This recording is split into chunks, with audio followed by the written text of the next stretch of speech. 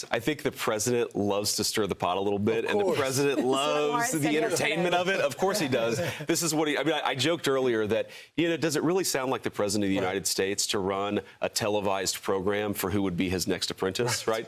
That's what the president does, and he loves that, and it does make this whole thing fun. But fundamentally, I think Marco, me, the entire cabinet, we're just focused on doing a good job.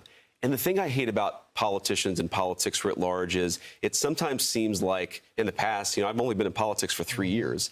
You elect somebody to do a job, and instead of doing their job, they're worried about the next job.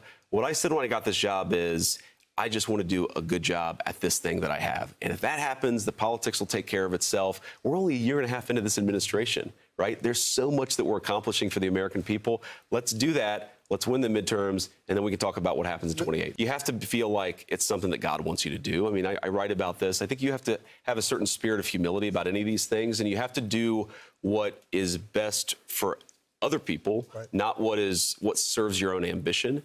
You have to, of course, have the buy-in from your family, but fundamentally, man, I'll be candid with you because I always am.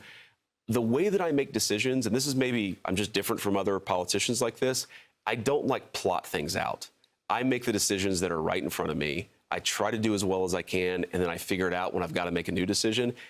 Because I don't have to make that decision, I just haven't thought about it that much. That measured answer is a shift from where Vance stood even a few months ago, when he mostly dodged the question outright. The Trump comments Vance is responding to didn't come from the campaign trail.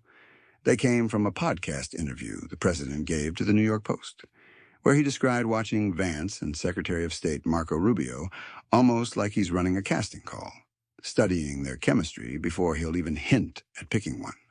Rubio, who's 14 years older than Vance and has been called his best friend in the administration, has been just as cagey about his own plans.